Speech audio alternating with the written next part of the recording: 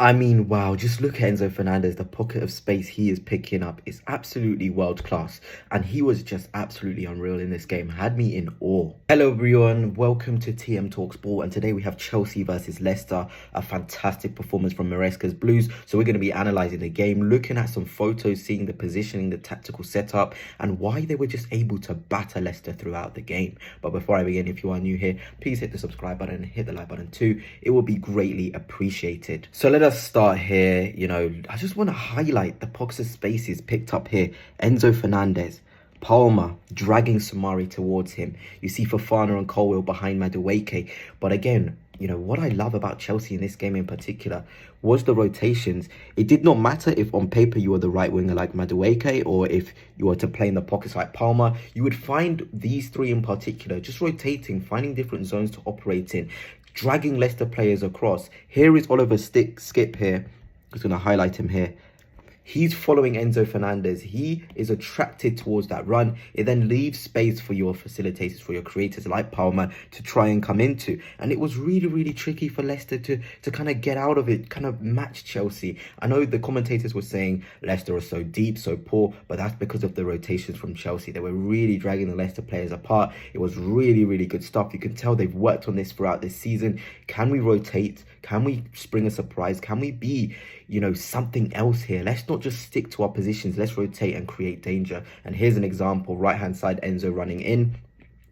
Palmer in the pocket, like I said. And then Madueke almost in that right-back position, picking up the ball, dragging Christensen towards him. And I think that's Anus as well from Leicester. They really had a tricky job of tracking these runs. And it wasn't just the right-hand side with these rotations. Here, the disallowed goal for Madueke, which was fantastically taken. Cucurella in here, sort of picking up this channel on the left-hand side. He was really, really good. He was high on the left-hand side. João Felix would then be in the pocket. It was this constant rotation. And we know the quality that Cole Palmer has here on the ball, picking up the pocket of space. You cannot give Cole Palmer this room to then try a ball into there because he's going to pick it out. He's a quality player.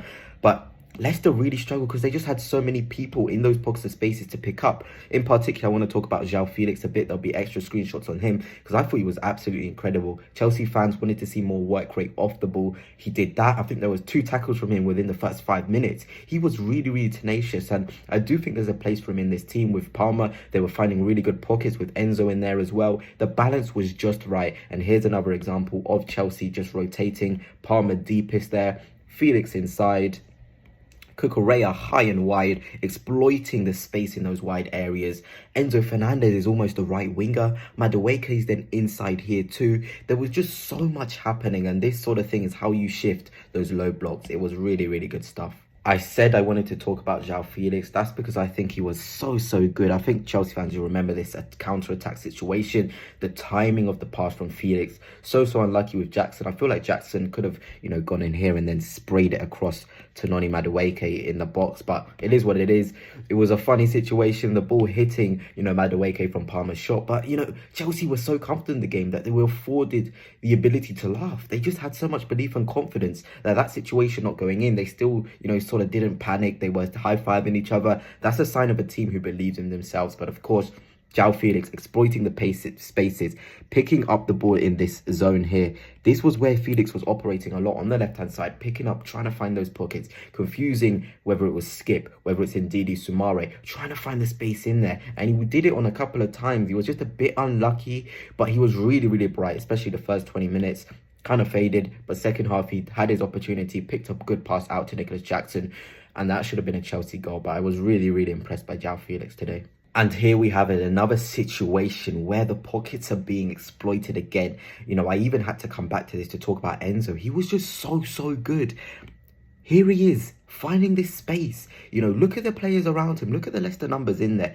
You've got one in McAteer in there. You've got Skip, I think it is. You've got Ndidi in there. Sumare in there. It's so difficult to find space. And this is why only the best players can operate against teams in low blocks. Because they're able to use their brain, find the zones to operate in, but then have the quality to play a pass. I think in the end, Wout's Fast managed to come out and intercept it. But it's the vision, the speed of it. Enzo Fernandez has been so impressive for me in terms of how quick he was with his actions. Didn't dwell on it. And, these are the games which is going to suit him. I know Romeo Lavia has the balance, the defensive balance with Caicedo, but against low blocks, you're going to need the on-the-ball quality of Enzo, the pocket spaces he's picking up.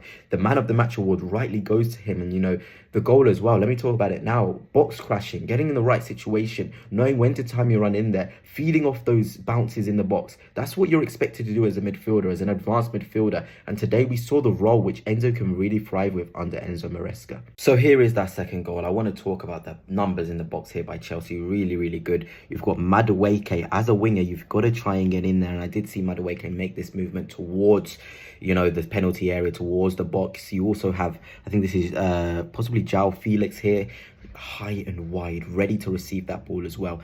Every Chelsea player, look at them, they're on the move, they're on the go. And when you do that, you just give yourself a better opportunity of scoring a goal.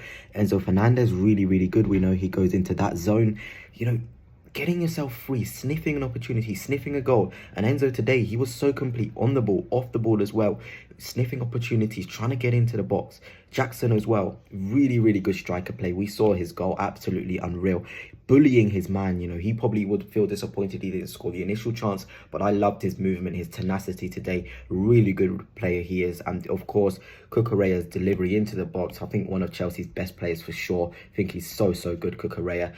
And it was just a great moment. Everything about the goal just screamed class, structure, and just that ability to always be on the move, which is going to be, fantastic for Enzo Maresca to see. Now let us look at Enzo Fernandez's stats versus Leicester. I know this video is heavy on him. I think there was other great performances. Cucurella in there, Badia Shill as well was fantastic. But 98 minutes played by Enzo, a goal, an assist, 84% pass accuracy, 3 key passes. That defensive stats is what makes me sort of happy to see. 7 out of his 9 ground duels won, 5 tackles made, and 1 interception too. That's what you want to be seeing. We know he's got on the ball qualities, but off the ball he was working hard, getting back, intercepting, providing numbers defensively. It was just really, really good stuff from Enzo. Let's just look at the possession stats here. 64% of the ball. Maresca wants control, and this game it was all about control for sure. Chelsea dictated the tempo. It was only like short 10-minute, 5-minute, Leicester sort of attacks which were happening in the game, and that was it. And you're always going to have to surrender a bit of the ball to the opposition. But Chelsea, I just for the first time really again saw that structure, that control, that belief that they were going to win the game. Obviously 2.64 XG as well, and if it wasn't for the Leicester penalty, they would have kept Leicester under 0.5 XG. So a really, really good performance. Even look here at the shots volume from Chelsea. It's absolutely fantastic. The shots in the box. This is what Maresca's introduced, a volume of shots, but then also against Chelsea, only 3 shots happened, the penalty included. That just shows how much control Chelsea had. Now let's look at the pockets of spaces from Enzo, Palmer from the game. It was world class. Now let's have a look at that Premier League table. Chelsea in 3rd place, Aston Villa next. I feel like it's going to be a really, really big game for Chelsea. If they can get those 3 points, Villa are struggling a little bit. It can just really tell everyone what they're about. I feel like they deserve to be in 3rd place for sure. The football they're playing, the structure in their play, it's just really, really impressive. And I feel like they may be in a position to possibly be in this title race, even if it is for half a season. That's going to be a big, big sign of growth. And that's what Chelsea need to do. If they can sustain the winning points, if they can continue playing well, they're going to be a real dark horse for that title race for sure this season.